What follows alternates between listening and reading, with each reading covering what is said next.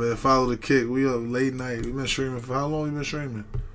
4 hours, y'all. Damn. We need 3 more still. 3 more followers. 3 more followers. Out of the 12, if you ain't subscribed yet, subscribe. My boy Fry right now. Y'all hear this nigga? My boy Fry right now. We need to get to 5:30 before. We need to get to 5:30 before 6:30, big baby. Let's do it. As I reloaded and pointed the gun at him, is when he jumped in the back of the van. But I ran to the passenger side and then shot through the passenger side window.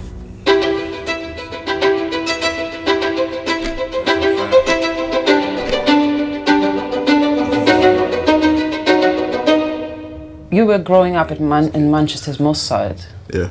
Well, in the early 90s, there was 2 gangs that have been at war. So, yeah, from a young age, you're exposed to gang violence and gang-related activity. You know, so what should have really been frightening to a young person or deterred a young person from it, it normalised it, somewhat glamorised it as well. First time I got involved with crime, I'd say I was about 12 or 13 years old. My thing was more driving underage, but then when I was 13 is when I got my first firearm. My circle of friends. How old he said he was when he got his first firearm?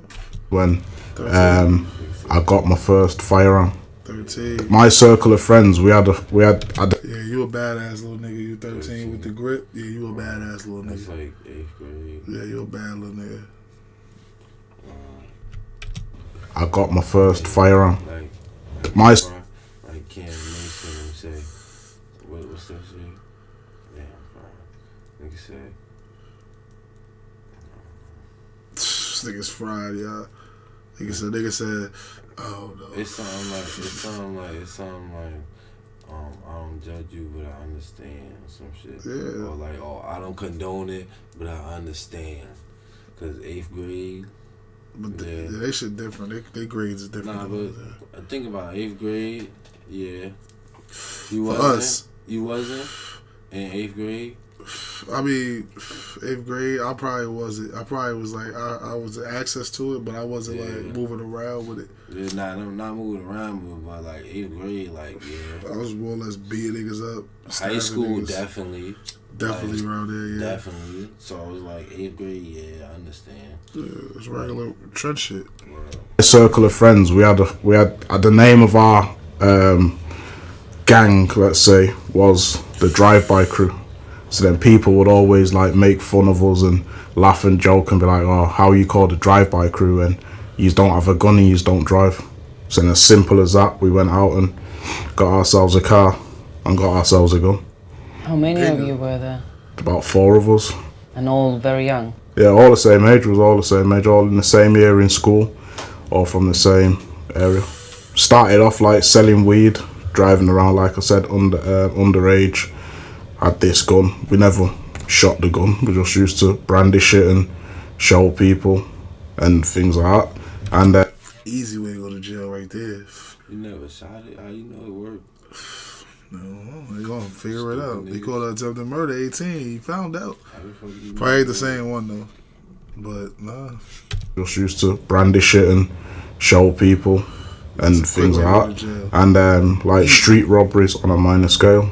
So what starts off as, like I said, driving around, then I might have older gang members. When you 13, you know, you kind of like, I don't know, you're not thinking like, you 13, you're not thinking. You just doing whatever's fun. That's fun. Yeah, riding around in the car, but show the gun all that. You get your little ass killed. You in the mix. You get killed fucking riding around in the car, fucking brandishing the gun out here. It's 13 niggas killing niggas right now somewhere. Yeah, for real. Off as, like I said, driving around, then I might have older gang members in my car, giving them a lift, driving them somewhere. Then it's as simple as being seen by somebody, and then from that point on, you're labelled a gang member. Were you worried about your family being targeted? Yeah, family's been targeted, to be honest. You know, there was a time when I've gone to takeaway with my mum. Mum saying to me, let me go in. I'm saying, alright, sweet, I'll go in. Gone in there. When I'm stood in there waiting for my food, the door's open behind me. It's one of my enemies. He's bouncing around. And then I've ended up leaving, but then he was in the doorway next to the takeaway I was in, and I heard the gun cock. So I'm just walking to the car, but I'm looking at my mum. I don't want to make it obvious, you know, because then my mum's going to panic. So then we've got in the car. I've already heard the gun be cocked, you know, so I'm... Yeah, so he ready to shoot. You heard the gun cock, he ready to shoot. You go! Just tell her, go. Well, I tell my family members, I told my grandmother one time, yo, you see me outside, you don't know me. Don't say nothing to me unless I say something to you. Don't say nothing to me. You don't know me. All my family, you do not know me. Real shit. I'm just waiting for them to start shooting. So I'm saying, Mum, can you just drive the car? Then she drove off. Then after we drove off, that's when I explained to her what happened. You know, but... Yeah, you're not supposed to tell mommy. The level of disrespect. You're not supposed to tell mommy that. You're not supposed to tell mommy that. Like, that's exactly what you're supposed to do. Like, go. Just go. Like, what's go. wrong? Don't worry about it. Just go. Just go. You can't tell mommy that. Yeah. That's what puts so much stress on her. And it's just like you... That's not snitching, but it's like you put your mom on. That's borderline. Like, if anything, he could have just, like, dipped off. Or he got in the car and just pulled off, like, took his chances. And, like, he shouldn't have told her, though. Yeah. Like, she'd been like, just go. What's wrong? Just go. Yeah, just go. I don't like the vibe over there. It's involved in, like, gangbanging. You know, like, people will disrespect involved in, like, gangbanging. You know, like, people will do things to you in front of your mum. I didn't, me personally, because that was, like, one of my rules. You know, I'm not going to disrespect somebody's mother because of the love I had for my mum and my gran. I lived a double life, you know, even till this day when my mum hears some of the things that I speak about, it's almost like a shock to her. When I was 17, I got shot 3 times by a rival gang. I was set up in a honey trap. So a female has lured me to a location. I've gone to that location, and then when I got there was like 8 to 10. David, yes. He went out the worst way. He said a female lured me to a place. Set up in a honey trap. So a female has lured me to a location. I've gone to that location, and then when I got there was like 8 to 10 of my rivals waiting for me. Then they shot me 3 times and left me for dead in a local park. Where did the Hey, God bless you, still alive. Yeah, you lucky they ain't stand over you, nigga. Word up. Yeah, for real though. Lucky they ain't finish you, nigga. Real talk. Big up to you, nigga. We wouldn't even be telling that story. Word. God was with my stomach, my back, and my leg. I fell asleep in the ambulance, and then I've woke up, and now I'm in the trauma centre with all my family around me crying. Everybody's crying, but I've not even realised what's really happened. You know, I just felt like I went to sleep and woke up and now everybody's here. My sister's turned to me and says, oh, is this the end of it now? So I'm saying to her, no, this is just the beginning. Facts. Do you think there was a moment when you realised that the crime has become your life? It stemmed from a group of my friends. They got into this argument with another guy over drug dealing and you're selling drugs in our area and X, Y, and Z. They've then had an altercation with this individual. A shooting's taken place. Then he's then made a statement and got all them arrested. So now they're sat in prison awaiting trial. But then I was on the outside, and with my mentality at this point, I was saying this individual can't be in our area if he's gave a statement to the police and got my friends locked up. I seen a group of my friends outside an address down the road from where I was staying. And when I've approached them, they've all started telling me, said, oh, he's out and he's looking for you. Then while we was having this conversation, the phones rang and it's him. And he's like, oh, where are you now? We're looking for you. There's 12 of us, we've got 6 guns and we're looking for you. We're coming to your mum's house. So I thought, I can't really have them coming to my mum's house. So I said, I'll come and meet you. Then I went and met him. When I got there, I seen them all scattered around this van. So as I approached them is when I let off the first shot. Majority of them scattered, but this individual stayed there. So as I reloaded and pointed the gun at him, is when he jumped in the back of the van, and the van tried to drive off. But I ran to the passenger side and then shot through the passenger side window. So that was an attempt murder? Yeah. How much did you get for that? I had the conspiracy to murder on the hired help, because they say I planned to kill him, but because he got in the van. Then I had the attempted murder on his cousin, which was the driver of the van, and I ended up with a 12-year IPP. So it was a life sentence for public protection and minimum term 12 years. How old were you when that happened? 18 when I got sentenced. How did it all make you feel back then? It's a crazy one, because as much as 18 is a young age, looking at it from a perspective of hanging around with gang members from about the age of 13 upwards, you know, I felt at that point I was established and older than I was. It was a crazy feeling, because to me I felt like I've passed all tests now. I got shot, I didn't say anything. Now I'm in prison for serious charges. I've not said anything. Like, you getting shot, what the fuck does that mean, nigga? That means you got, nigga. What the fuck? So he said he been through it all. Nigga. He said he been through it all. Nigga. But niggas don't want to go through that. Niggas ain't trying to go through that. Nigga don't go through that, nigga. Tomorrow, nigga pass all the tests. Nigga. Yeah, that's not passing. That's failing. That's failing. Yeah, that's failing the test. You got, nigga. Yeah, that's failing the test. Getting shot. Yeah, you got, nigga. I'm in prison for serious charges. I've not said anything. Like, I've passed the test, you know, so it was almost like a badge of honor, is how I seen it at that point. You going into prison, what were the first sort of days and nights there like? Worse. The first few nights, in all honesty, like, I had the best sleep ever, you know, because like, I was no longer on edge, because when I was out, it was like every single day you're expecting the police to come flying through your door. Every time I'm leaving the house, I don't even know if I'm going to make it home that day, you know. So then being in prison, it's almost like I know I'm safe, if you know what I mean.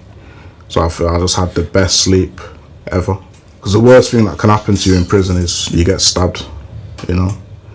And in all honesty, you kind of have to let somebody get close enough to stab you, if you know what I mean.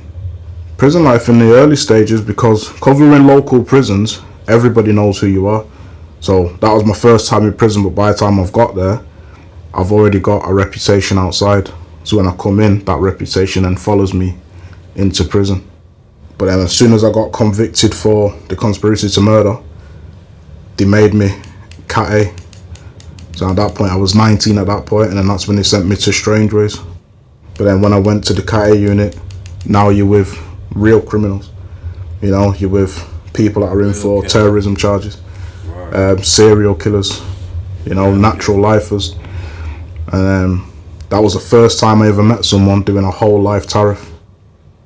And the one that stuck in my head, I'll say, was Dave Bieber, the American bodybuilder. Why? Because it was him that he came to me one day with a plan, and he's saying to me, look, you're from Manchester. I'm saying, yeah. He's like, have you got friends outside? I'm saying, yeah. He's like, have they got guns? I'm saying, yeah. He's like, so if you can get me over the wall, that's I think it was $1 million. So there was him and someone else. So he said, I'll give you $1 million and he'll give you $1 million. Fool nigga was trying to get him out of there. Yeah, escape. Break, yeah, nigga, get me out of here. I got $1 million for you. That's $2 million. I got one and he got one. That in America, that's automatic 7. You try to escape. 7. $1 million. So there was him and someone else. So he said, I'll give you $1 million and he'll give you a mil. So at this point, I'm sat there scratching my head thinking, how can I get this man over the wall? A few days later, because what he started doing, they started pressing the general alarm. So when you press the general alarm in prison, all the officers from everywhere come running to that point.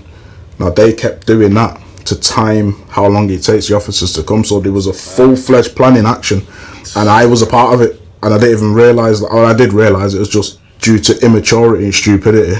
I've agreed to it. Do you know what I mean? But then somehow the officers have got wind of it, so then he got sent to the segregation.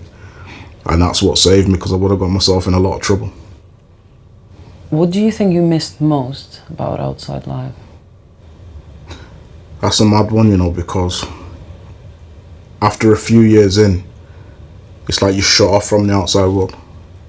So everything just becomes, like, say, a memory, you know? Like, you kind of forget about things. So with things like, let's say, you have a partner outside, you forget what the touch actually feels like, if you know what I mean. So everyone will say, oh, I can't wait to get out for this or for that, but in reality you forget what that is. You're just so used to being in that environment, you forget what that is. You forget what it's like to even sleeping in the bed with someone else, even having someone else in the room with you, living with someone else. You're trapped in an environment where you're just on your own, you know. And nigga, what, nigga just make you appreciate having a bitch laying next to you. Certain people hearing these stories. Certain people fold. God body fried, y'all. Look at him. My son's fold. I'm good by myself. But now when I hear stories like this though, this made me cuddle a little tighter at night. Yeah, it made me cuddle a little tighter. Like, nigga, spent them nights on that mattress alone. Bitch, I'm alone right now. Where you at? You ain't waiting for me. Come on, big baby, I'm doing work. You're trapped in an environment where you're just on your own, you know, and prison's full of ego and pride, so we can't talk about real life emotions, you know what I mean? So for me, it was just being trapped in that environment. I forgot about the outside world. Yeah. What was the worst things you've seen and experienced in prison? Worst things you've experienced.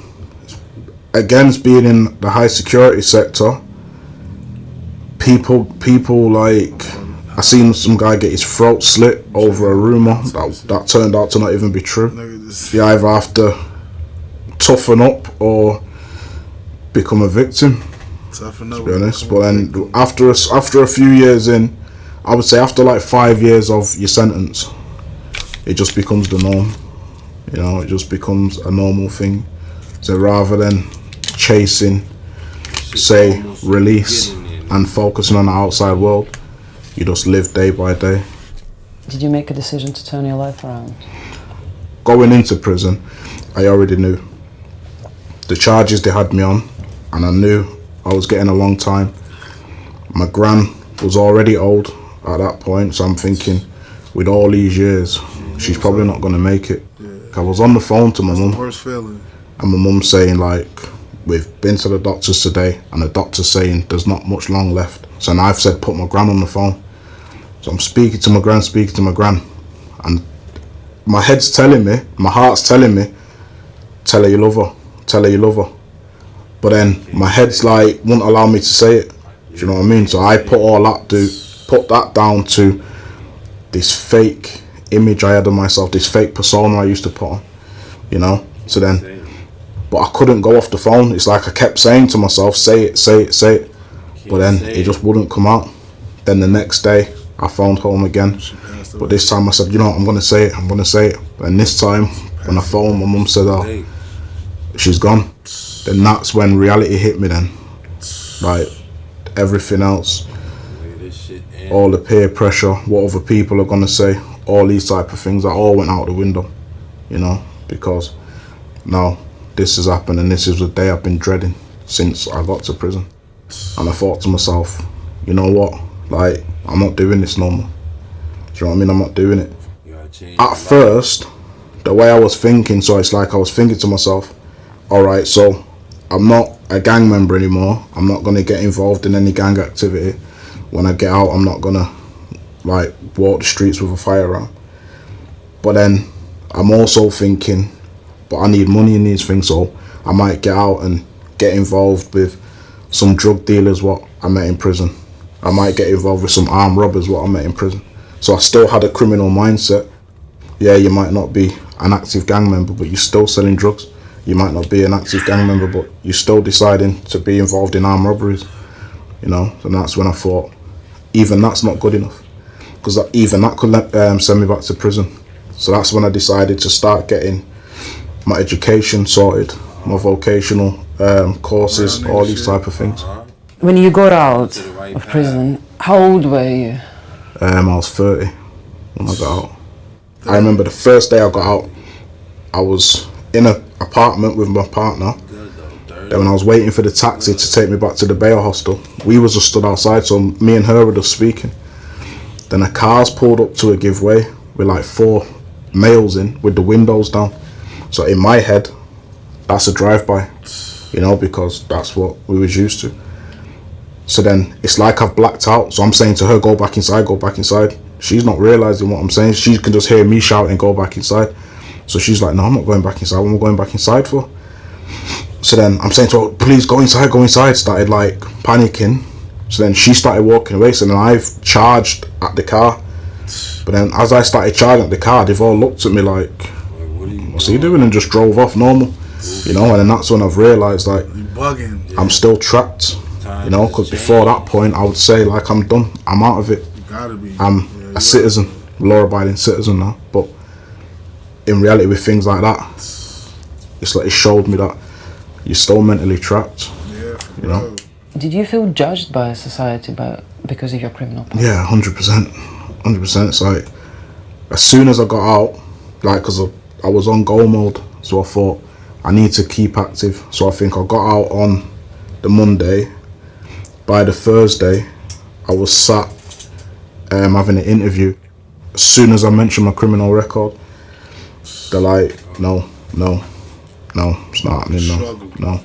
And then that was I would say one of the worst points for me, because that's when I'm having that tug of war in my head. So I'm thinking, I'm trying to change, but you don't want to give me a chance. So what's the point? You know? Real shit though, my nigga. Real shit. Trying to get a job and niggas dead because of felonies. You gotta stick with it. You gotta stick with it. But it be like a nigga ain't broke, they ain't got no money. Yeah, you gotta stick through the adversity, man. You got to. You gotta do what you gotta do, but you gotta stick with it. You got to. Eventually it works. Can't be angry at the employer, you know, because like I said, it was my decisions. But then I'm thinking to myself, why are you trying to change when nobody wants to give you a chance? And I know for a fact I could just make one phone call and be right back in the position I left in 2007. It's hard. Can you talk us through what you're doing now? What I'm doing now is mentor and facilitator for a charity, St Giles Trust, here in London. So what they do is they hire mentors and facilitators with lived experience. So then we use that lived experience to reach the younger generation and speak to them. As much as the police have got a job to do, and they've admitted it themselves that they always look at the young person as a perpetrator, when a lot of the time that young person's a victim. You know, so like for me growing up, I never woke up and decided, you know what, I want to be a gang member today. What is the main advice you give them, those young people who go through the same? Yeah, you know, some niggas be waking up wanting to join the gang, like, I want to be in the gang. Yeah, a lot of niggas do that. Yeah, a lot of lame niggas. But most niggas that join gangs, that shit just naturally happens. Yeah, it just naturally happens. But some niggas, little niggas be, I want to be a blood, or I want to be a crip, or I want to be whatever's lit. Niggas be want to be whatever's lit. That go to jail, crash out with life. Like, you a stupid nigga. Now you in y'all for 60 years, niggas. The main advice I give them is it's fake, it's false. You know, it's short-lived. You know, so it's like, the first time I got arrested, I was probably about 14. 4 years later, I'm sat in prison.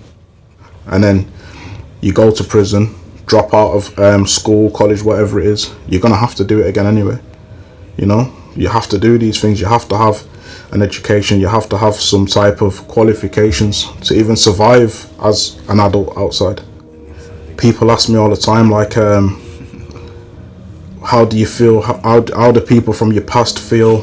What happens if a rival gang member sees you or this or that? And I'm saying to them, like, the mission I'm on, the journey I'm on, outweighs everything, anything anyone can say.